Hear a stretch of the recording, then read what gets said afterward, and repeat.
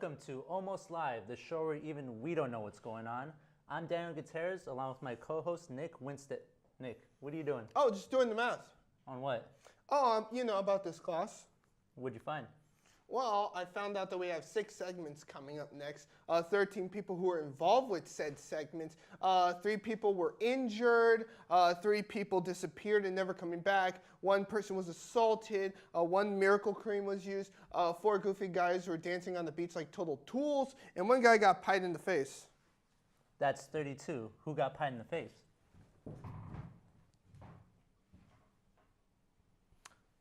We got a great show for you today, kicking things off. Talk of the town. Jack, play us off.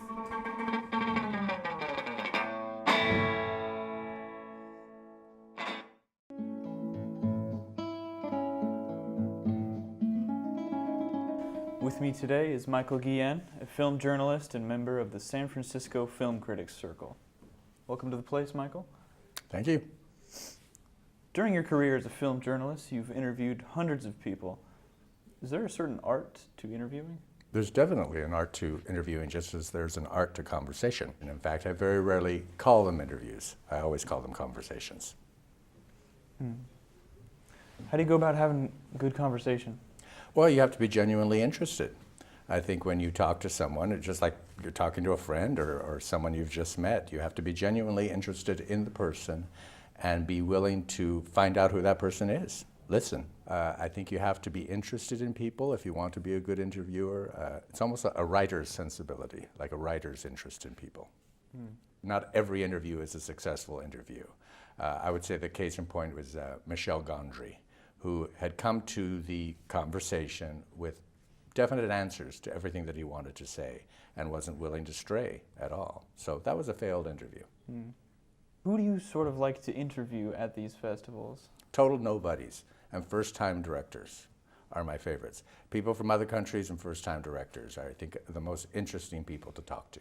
Have there been times where you make very good friends off of the people you meet at film festivals and interview them?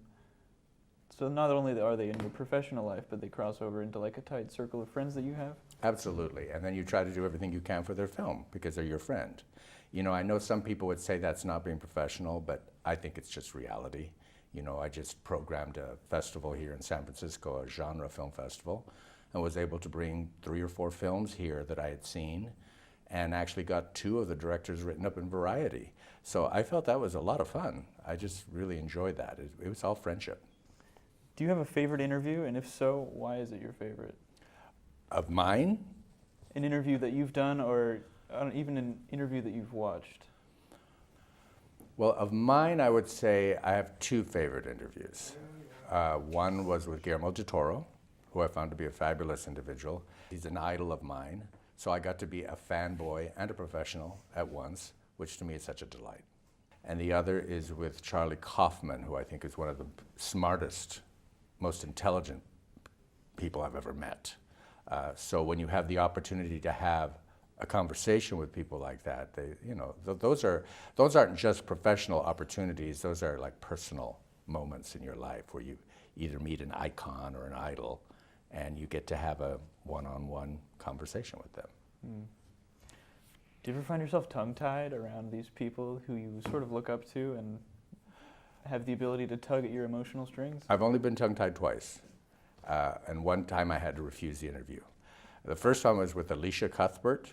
Do you know Alicia Cuthbert? I'm not familiar. She was a television actress. She was on the series 24. She played Jack Bauer's daughter. And they kind of doubted her down for the TV series, and I didn't realize she was so beautiful. And she was probably one of the most beautiful women I've ever met in my life, and I was trembling. I was totally tongue-tied. I had a lot of trouble with Béla Tarr, who's a kind of a Hungarian auteur, one of the masters of cinema, really. And I had always heard that he chewed up journalists and spit them out.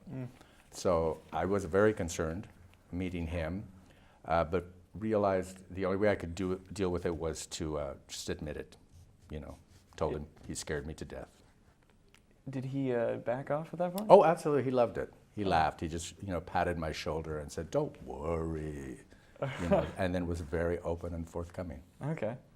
Well, I think that's all the time we have for today. I think we're going to wrap things up. Thank you for joining us today, Michael. It's My been a pleasure.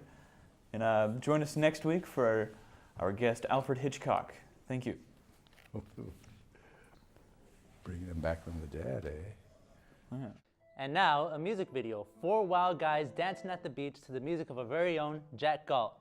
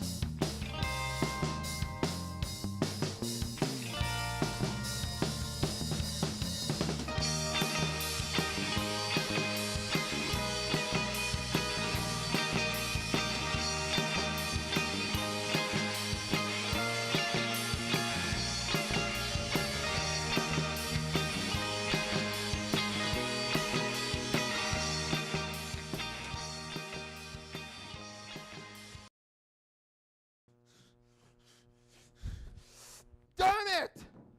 Ugh, the problems of my white-collar job. When will it stop? Is there an easier way to get through all of this? It's this miracle cream. Miracle cream. Will this be the answer to all my problems? Yes! Yes! Yes! Yes! Miracle cream! The only answer to everyone's problems. It'll make my skin clearer, my face looking better. I'll get women every day. My life will be more unclutterful. No problems, nothing. Yes, Miracle Cream. Miracle Cream will help me, and it'll help my work. So now my cluttered office is a clean office. All thanks to you, Miracle Cream. Miracle Cream. I gotta hand it to you. You saved my life. Miracle Cream. Thank you. You have saved my life.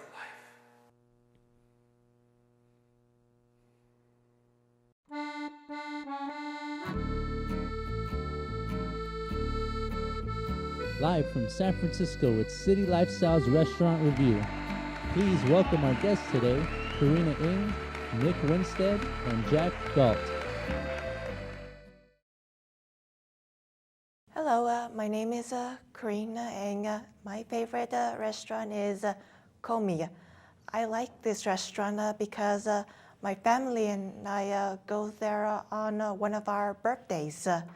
I don't know which dish is my favorite. I like vegetable dishes and fruits. That restaurant is unique because the interior has beautiful decorations such as crystal chandeliers. Jack, what is your favorite restaurant? Karina, I'll tell you. My favorite restaurant is Brothers Pizza, located on the outer sunset of Taraval Street. I really love it because you can get a hot slice and walk down to the sand and enjoy your pizza at the beach. It's the best thing. Something unique about Brothers Pizza is it's also an Indian food place, and some of the slices have curry in them. Nick, which restaurant is at the top of your list for best eats? Well, Jack, my favorite restaurant is La Santa Neca on 24th and Mission Street. I like it because I've been eating there my entire life. I'm mostly Hispanic, I'm Salvadorian, and only in San Francisco and in certain places you can actually get Salvadorian food. And why this is my favorite is because it's small, it's very compact. I mean, sometimes you can't even get a place to eat. It's very cozy, very intimate. And usually when I go there, I get pupusas with plátanos. Pupusas are stuffed tortillas with plátanos and refried beans and crema, which people would call sour cream. So yeah, I like it. It's right between McDonald's, right in between McDonald's and a bunch of other little shops, primarily a Foot Locker. It's just unique in its way because it's just so small. I'm Karina, and I like Komi Buffet. I'm Jack, and I like Brothers Pizza. I'm Nick, and I like La Santanica. Thanks for joining us today on City Lifestyle's Restaurant Review. Join us next week for a Chinatown showcase.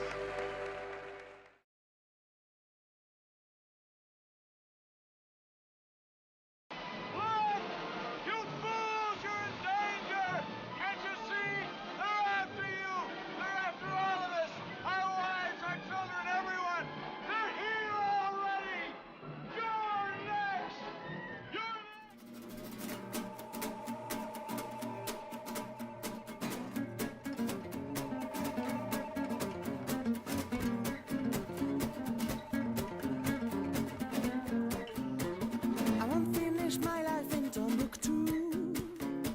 Chicks are tight, my lips are turning blue.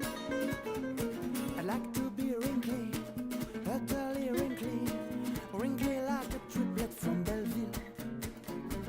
Want to end my days in Acapulco, to pass a bar dancing tango tango.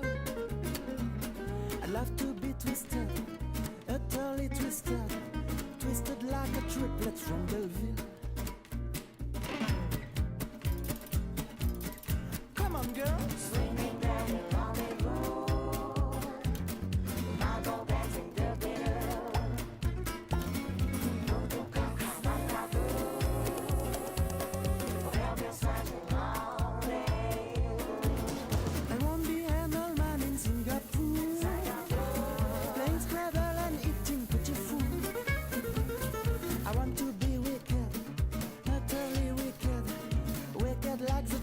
From Belleville. Want to end my life in Honolulu, singing like a baby on Honolulu. My boss will be as rough, every bit as rough, rough as a triplet from Belleville. Swinging down the rendezvous.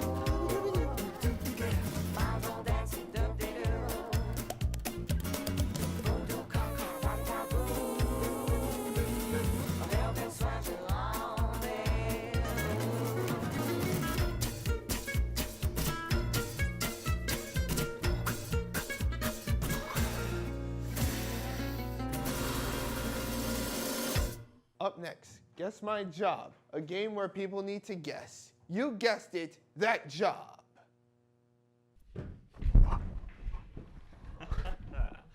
Welcome to Guess My Job.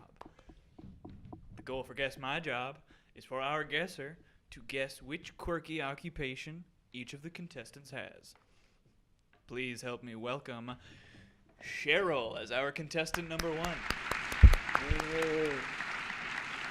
And James as our contestant number 2. Last but not least, the lovable Nathan as our guesser. Yay.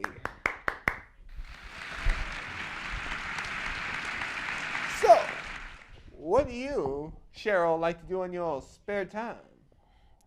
Well, I like to walk and walk and walk until it is quite obvious that I must turn around and go back.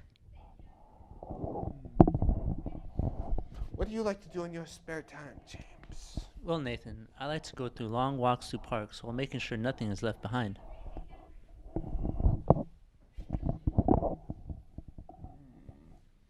I'm guessing Cheryl is a model, and you, James, are a dog walker. Is that correct? Is it? Hey, that is correct. Yay! Thank you, Cheryl, James, and Nathan for playing along, and thank you all at home for watching. Make sure to tune in next week because we got a hot new special coming at you. That's all the time we have for now. Ciao.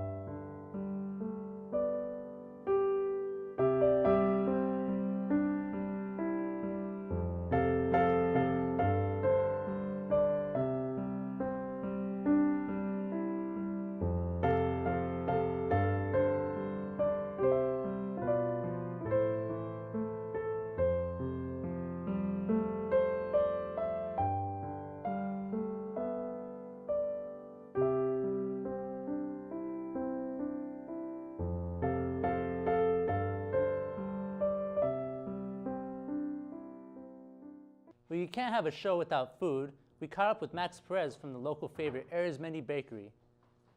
That cupcake was pretty good. You got another one, Nick?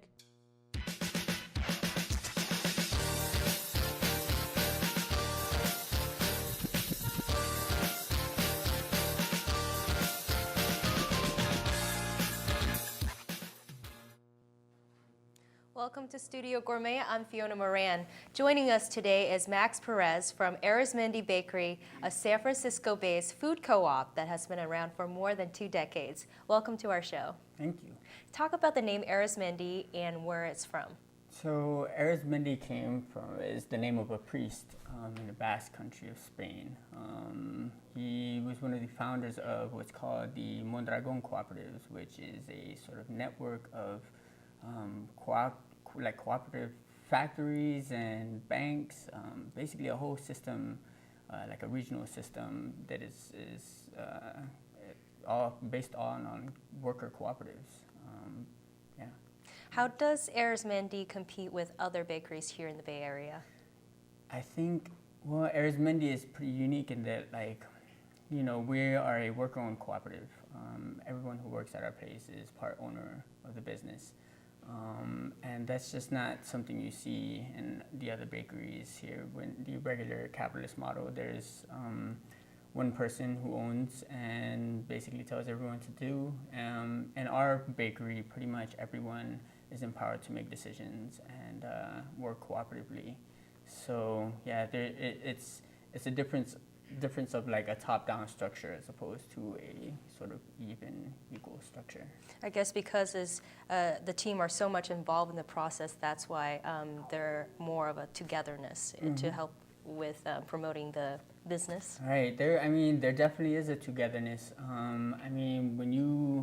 When you've got a group of people who are trying to make decisions together in terms of running a business, you kind of have no choice but to try to see eye to eye and to try to figure out how to work together effectively and efficiently. And we don't have any samples, unfortunately, from your bakery shop because apparently it's closed. Why don't you tell us about one of your favorite pastry that you like to get in your bakery shop? Sure, yeah. One of my favorites, I guess, is the pecan roll, which is a brioche dough with pecans in it, rolled with caramel, basically, brown sugar and butter, sort of rich. Yeah, that's one of my favorites. The difference, though, I guess I gotta say that I usually have it in a different context because I usually eat them when they're right out of the oven as opposed to... Definitely much more luckier. Is there any other pastries that you would recommend customers who have never been to Arizmendi? Well, I would recommend the pizza because we have very different flavors of pizza every day, and we only do one kind of pizza per day, but it's usually pretty different than the rest of the pizza that's out there, and it's all vegetarian. So. Oh, that's wonderful. Where do you envision Arizmendi in the next 5 years? Arizmendi as a bakery, hopefully we'll still be in business, but Arizmendi as a whole, I think I would like to see Arizmendi expand outward and not only in the restaurant industry and building new bakeries, but I would like to see us branch out and to start, building different cooperatives.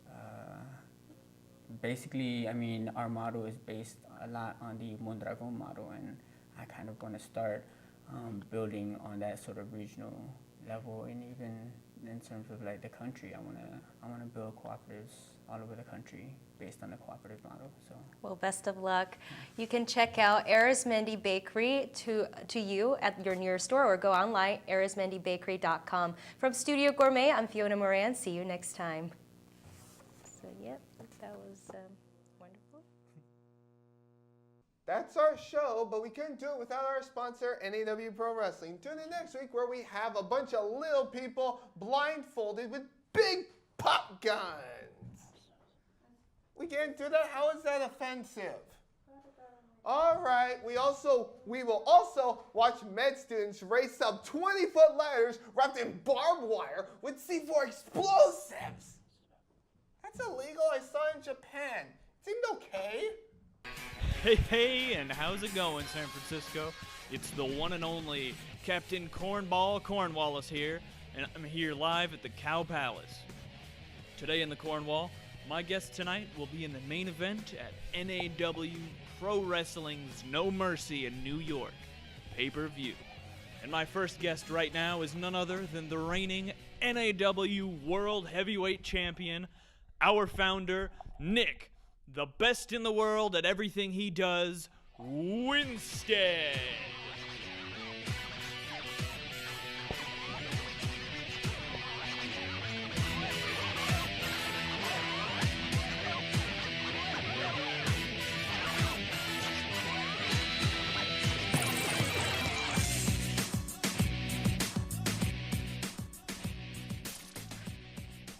Now, Nic, I know you had a rough week leading up to No Mercy.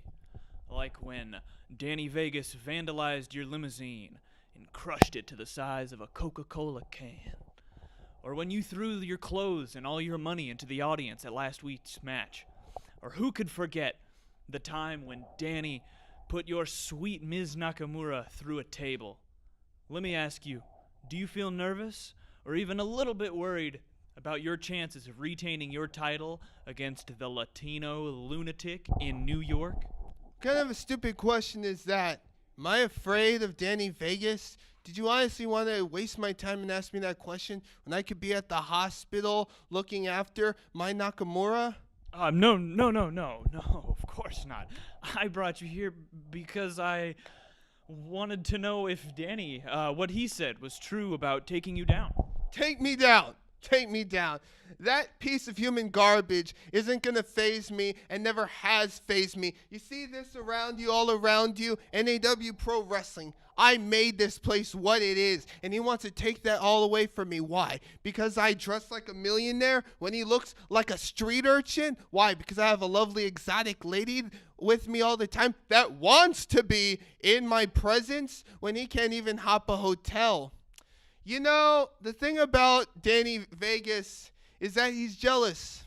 He's always been jealous of everything everyone has because he started from a really crappy place. He started from the gutter, and he just wants to be just like me.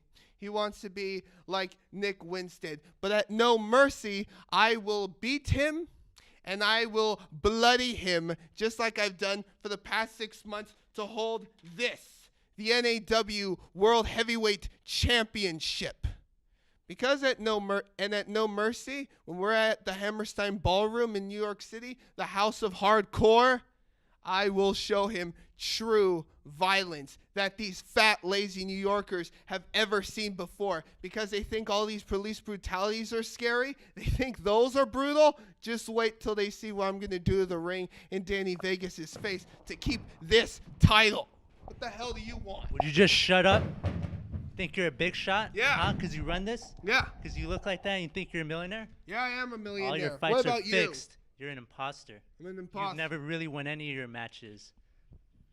Yeah? What do you have to say about that? What Just I- like I put your geisha horn through a table. I bet that really hurt you, didn't it? Yeah.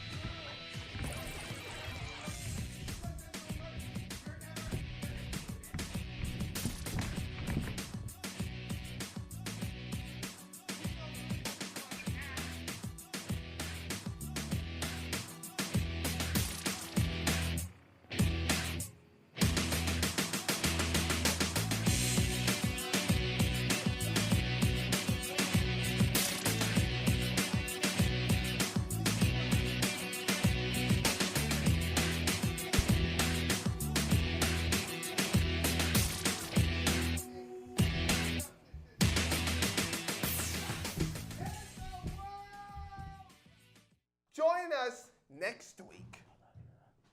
Wait, we've been canceled? What the heck? All right, Jack, come on. Play us off. Last episode. Jack Galt, ladies and gentlemen. That's been Almost Live. Goodbye. What does they do? The dancing?